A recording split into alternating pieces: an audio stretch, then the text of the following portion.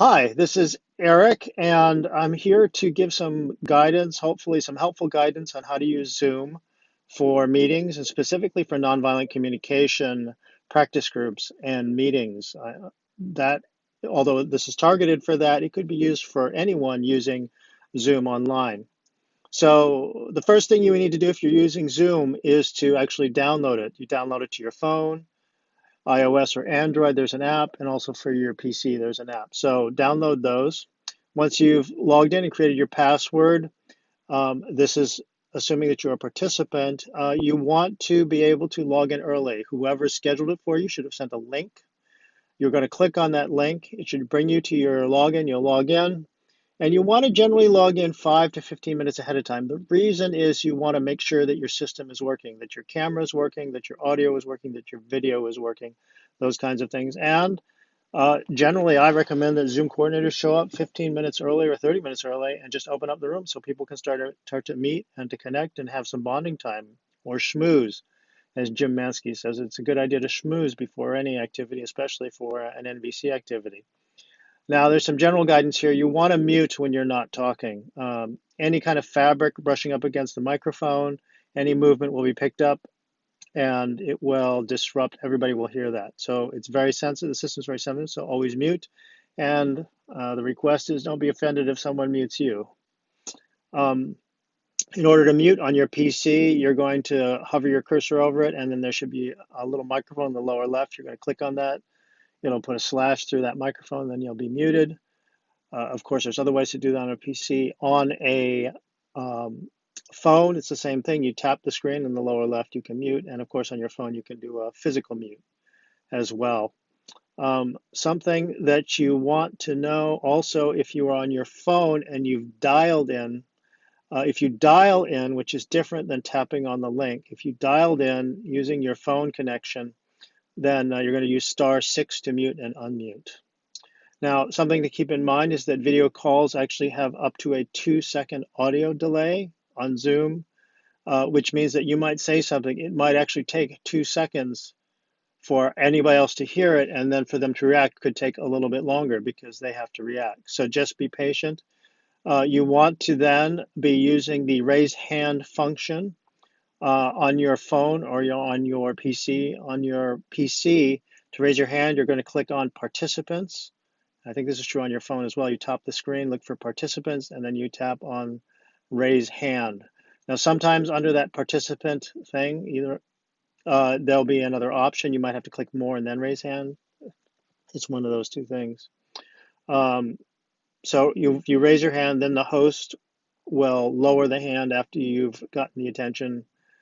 And you can also lower your hand yourself with that same process of clicking on or tapping on participants and then raise or lower your hand. If you're dialed in on your phone, it's going to be *9 to raise your hand. So if you want to begin talking to get their attention, you want to raise your hand using the digital raise hand. You can also physically raise your hand, but there's an issue there, which is sometimes, depending on the facilitator's setup, they can only see maybe 3 people, including themselves, 4 people, or 9 people, or 25 people. So the reason you want to try to raise your digital hand is to get their attention.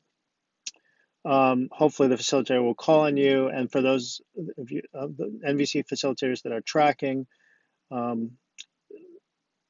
they will hopefully see that you're there. And however, you may have to actually unmute or send a text message to get their attention.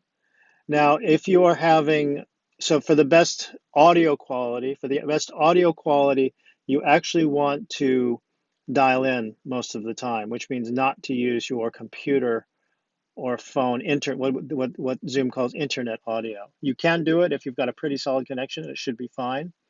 It just depends where you are. If you know you don't have a good internet connection, the best thing to do is call and use the mobile network, depending, of course, on how good your mobile connection is. So there's a way to do that on your phone. On your phone, you can have it, you can do an auto dial.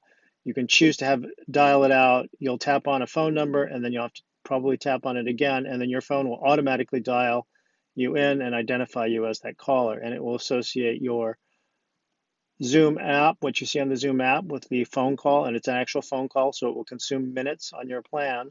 and then you'll get the best audio quality. And then you want to mute.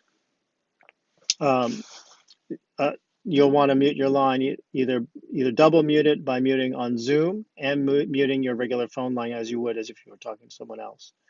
If you're on your computer, it will give you the option of connect through a phone, in which case you're going to tap on it'll give you the information to call in. So call into any of the phone numbers they give you, type in the meeting ID and then your participant ID, and it will connect the Zoom app that you're going to be seeing on your computer with the phone call. So it connects the two, and then you'll have the best audio quality. So again, through your phone is the best way to get audio quality, both so that you can hear and so other people can hear you, and it has the least delay.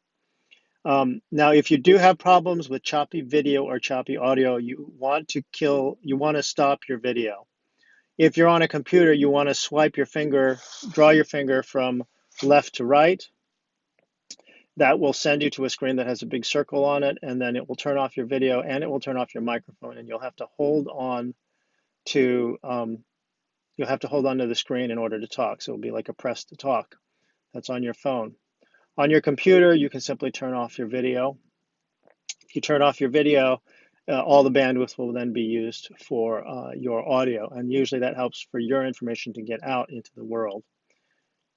You will still be able to see everyone else, but nobody will be able to see you. So in those modes where video is off, nobody can see you. One final troubleshooting thing that might be interesting to you is that if you can't connect to either your video or your microphone, you may have to restart your system. Just reboot your computer and then make sure to authorize Zoom to access your phone and your camera. That's it. If you have any questions, you can leave them in the comments. Anything that you want to add, leave them in the comments. Thanks.